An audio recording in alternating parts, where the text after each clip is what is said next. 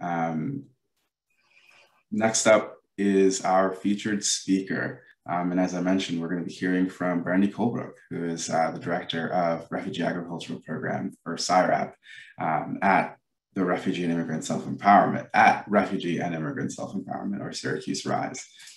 One second. Brandy Colebrook has been with RISE for over 4 years, overseeing the Syracuse Refugee Agricultural Program, and most recently, the RISE Goat Farm. She grew up in rural Indiana, helping with her grandparents' farm, and was a Peace Corps volunteer in Benin, where she initiated agricultural programs. Brandy also started a community garden on the southwest side of Syracuse 5 years ago, before joining RISE's staff. She also is an urban homesteader and started the Strathmore Buyers Club for local bulk food with her husband. And with that, I'm going to turn it over to Brandy for her presentation. Okay, great. Hello, everyone. Okay, I wasn't sure if I was doing my sharing my screen or not, but okay. Great. So thank you, everyone, and it's nice to be here. So I've been the Agriculture Programs Director for the Syracuse Refugee Agriculture Program for a little over 4 years now, and I have to tell you, I love my job. It's great being able to go out and be outside and be in the fields. And yeah, I've been a little bit less of that with COVID, but anyway, it's still great. So how the Syracuse Refugee Agriculture Program, it's also, I forgot to mention, a program of RISE, or Refugee and Immigrant Self-Empowerment. So how it got started is people in the refugee community started coming to RISE, requesting that they have more space to grow food. Because what happens a lot of times is people come from the refugee community, come to the US, and they have apartments that they go to, but there's not really a lot of growing space. They don't sometimes have backyards. They might just have a balcony or a really small yard, and they can't really grow the food and vegetables that they grew up eating. And so when you first come to the US, it's just really overwhelming. Different language, different culture, different way of doing things, and no space to grow the food that you grew up eating, and you don't know where to find the food that you grew up eating. So that was a real need within the community, and RISE had been a part of the community for a very long time. So they came to RISE, and I know a lot of other organizations as well, requesting that they have more space to grow food. There were a few community gardens on the north side at the time, but it just wasn't really enough for everyone. And so with that, RISE partnered with Brady Farm and Salt City Harvest Farm and Cornell Cooperative Extension as well, to start a grant through the Office of Refugee Resettlement. They were awarded that in the first 3 years of the program as a 3-year grant to start and basically an incubator farm at Salt City Harvest Farm. And with that, there'd be classes offered and also marketing help as well. So next slide, please. So what, oh, okay, thanks. So what the program offers is Farmland Access, agricultural workshops, and community garden space, and Meat Go Farm, which is new this year. So with that, the next slide. So the first part of the program was the Farmland Access. And we originally did start at a small community garden, like I said, on the north side. And it was a training garden for the farmers in the program for the first year. And then in the second year, they moved on to Salt City Harvest Farm to have more land. So with that, a structure was started for people in the refugee community who are interested in farmland access. So for the first year of the program, people have community garden or community farm space, Matthew 25 Farm, who we've also recently partnered with, and they must attend weekly workshops, and we'll talk a little bit more about that later. And then if they come back for the second year of the program, they can get up to a 1/16 or an 1/8 of an acre of land, and they must continue attending weekly classes and pay for their own seeds. And in the first year, as I mentioned too, that everything is provided for them. And then they can also have the option to sell at the regional farmers market table that SyRAP has set up. And in the third year of the program, people are offered up to 1/4 or 1/2 of an acre of land, depending on availability. and they must attend monthly classes and pay for seeds and other supplies and pay a fee to use the table at the farmer's market. And the fourth year and beyond, they are offered up to a quarter to or up to an acre of land, and they must attend monthly meetings and pay for all the above and a small lease fee for the lands. And at any point in time in this time frame, anybody wants to venture out and either lease land on their own at a different farm or buy land on their own at a different farm.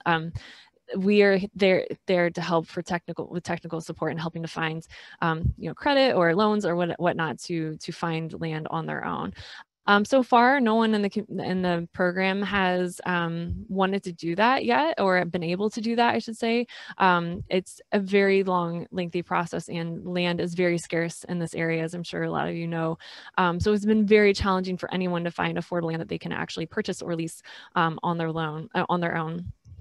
So that has been a challenge, but the good news is with all the partners we have and the lands we have available, a lot of the farmers have been able to have enough land that is big enough for their family to feed their family and sell a little bit extra on the side with the farm partners we have. Okay, next slide.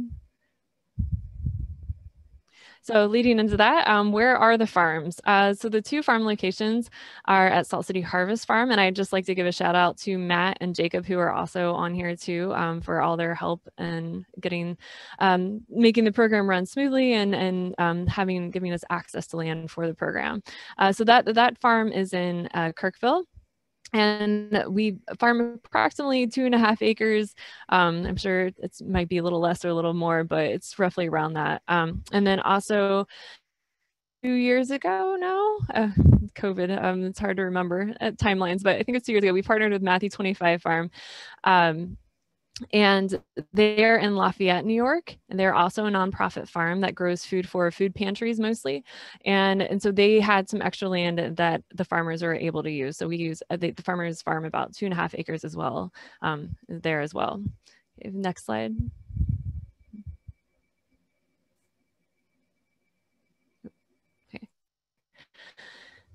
So like I said, we also have community garden space. So the community garden space that we have is mostly for people in the program who just, going to the farm is just too time consuming, or they don't have transportation. I forgot to mention too, RISE also offers transportation. We have a van that transfers people out to the farm if they don't have their own cars or rides, and also for classes as well. But a lot of people just don't have time for classes, or they don't have that extra time to go out to the farm, or they just don't need that much land, or they don't want that much land.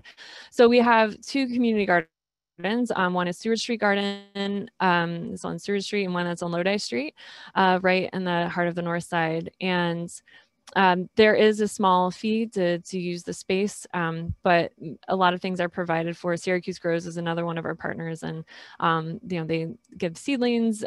So we have seedlings and compost and mulch provided for them, as well as water from the fire hydrants. Okay, next slide.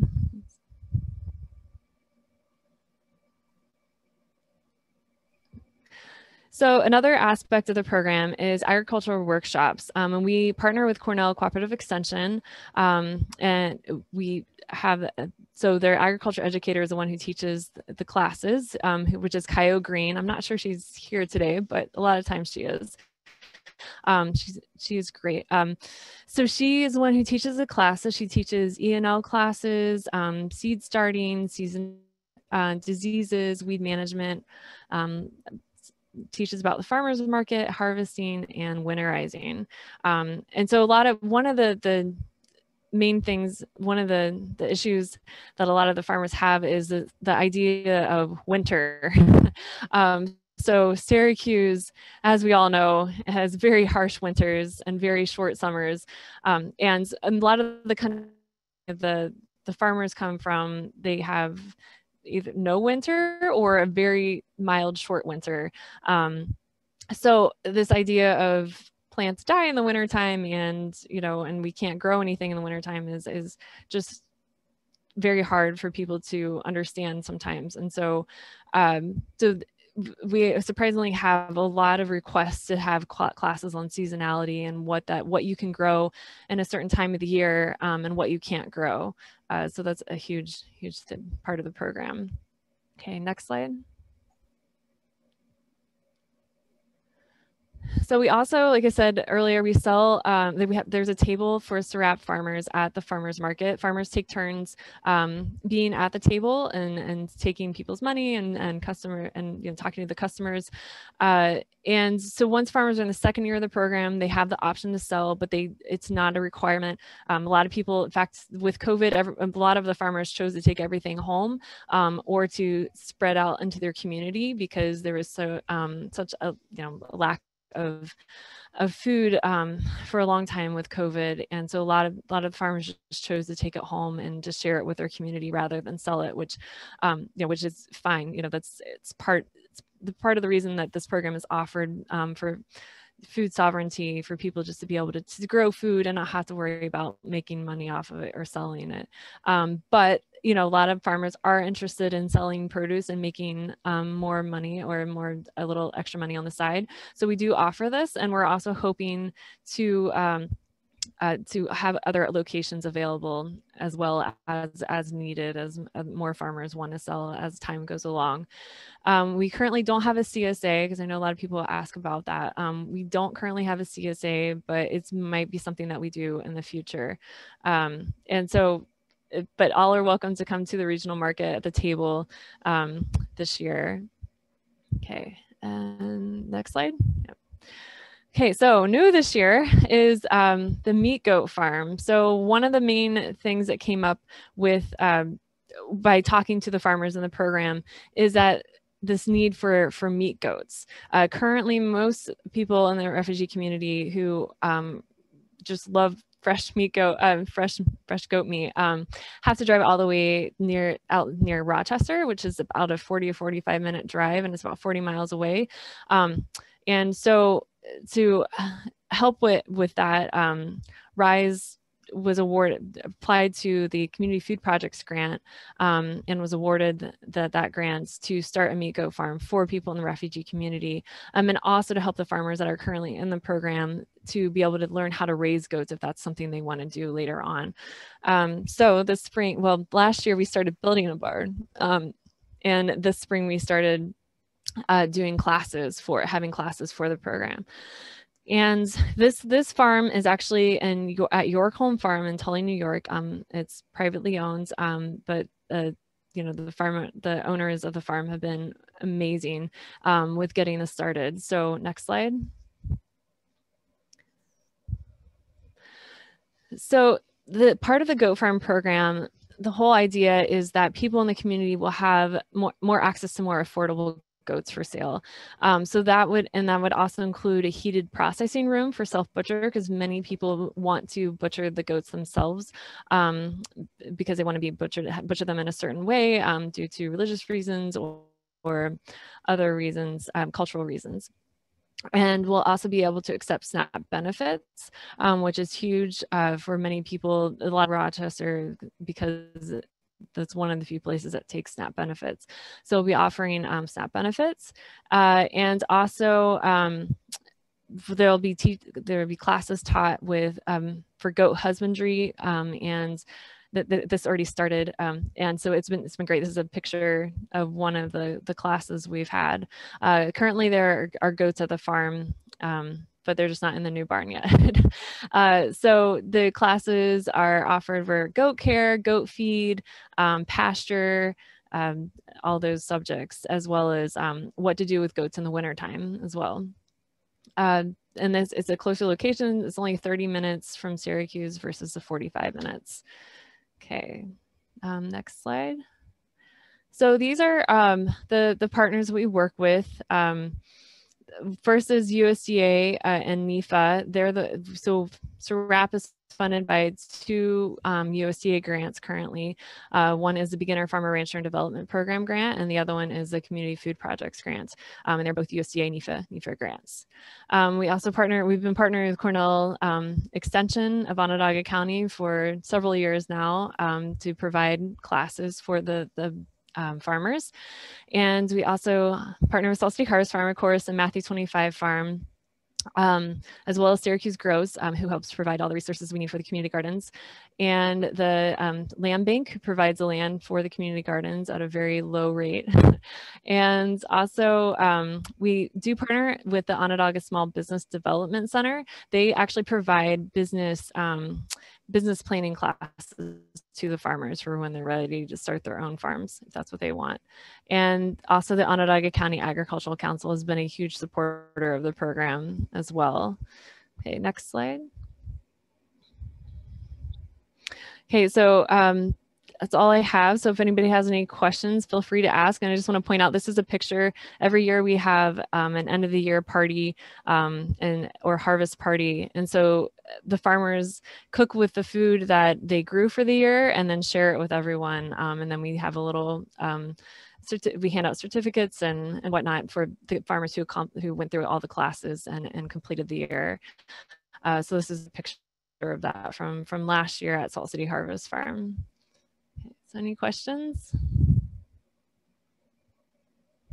I'll stop the share so that we can all see each other for a moment while we do questions.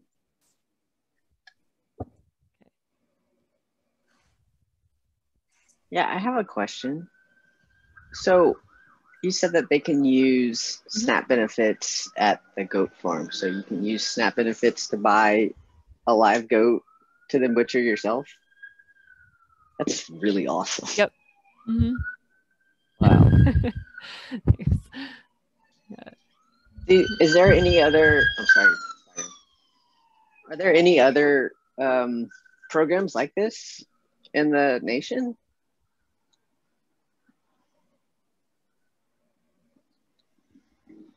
The goat program or just the program in general? I mean, I guess just using SNAP benefits for live animals to consume. I think so, because they're the goat farm that's out near Rochester that a lot of people go to. They also take SNAP benefits. So I think so privately, like if you're a business, then you can accept SNAP benefits for live animals. And there might be one other store in Syracuse that does that as well. There's like a small poultry store near the regional market. They might as well, but I'm not sure. So I think there is like little ones here and there that do. So I didn't have to jump through an obnoxious amount of hoops and full strength. Well, I just applied to be able to accept them. And I just had to fill out the general application and I'm waiting to hear back. So, well, I'll let you know if it doesn't go well, but we've applied to be able to accept SNAP benefits before for a small farmer's market we had on the Lodi Street Garden. And it wasn't that hard really. So.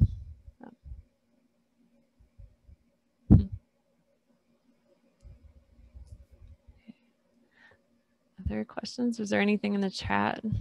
I have a quick question. I'm sure I could ask you this at another time since I see you often in these Zooms, but thank you for your presentation. I was just curious, what year of funding are you in for both of those grants, and what's on the horizon to sustain what you guys are doing?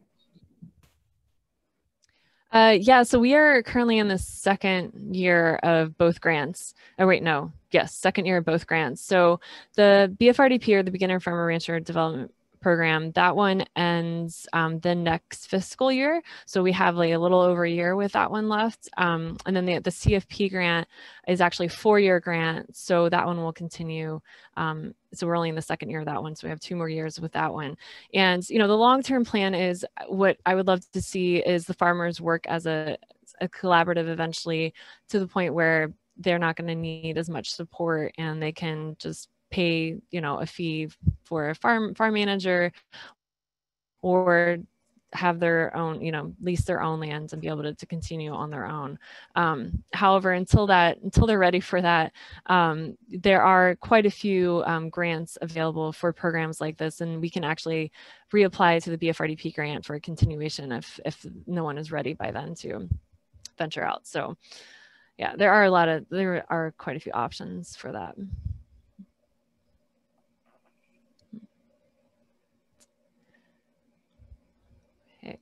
I think Adrian had a question, and I want to jump in with one. Sure. Oh, it's in the chat. Yeah, it was in the chat. That's okay. I can read it out. So I'm wondering what strategies you found most helpful in connecting with the community members to be able to tell them about your work, to be able to tell them about the garden projects and the farms. Yeah, good question. So that's all on Refugee and Immigrant Self-Empowerment. So I don't know how much everyone knows about RISE, but RISE was started and founded by refugees from the Somali Bantu community. And so over half of our staff are people from the refugee community. Most of the case managers and education staff and whatnot. So through them, that's how we reach out to the people in the community who are interested in these programs that may just not know about them. So that's how we get the word out. We just tell all the case managers and anybody else that works in RISE that is from the community, and they go and tell everyone about them. We also have put flyers out and stuff like that, but usually it's all word of mouth, to be honest. So, oops. Thanks.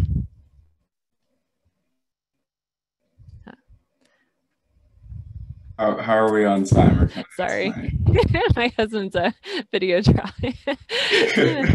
Sorry, Steve, what was that? Time for one more question, Steve, if you want to take us home. Sure. So this is hopefully a fun question. What have you been most like, of all the things that people have grown, what has been the most surprising thing that they were able to pull off in Syracuse, New York? I know people are coming from a lot of different climates with a lot of different soils. What's been the most interesting thing to come out of the ground?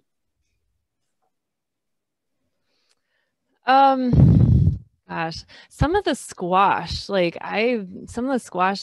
people grow I've never seen before, and it's crazy huge. And I mean, yeah, so squash. And then also I was amazed by, I know it's more common now, but the long beans, these beautiful, gorgeous purple long beans that are grown. I had never seen anything like it before, and they taste amazing too, by the way. And also, African eggplant as well. It always intrigues me. But yeah, those are probably the most, I know some people really want to try some other things that really need warmer weather. And they haven't been super successful with a lot of those, but I don't really know the names of them. So a lot of times, I don't know the names, the English term for them anyway, but.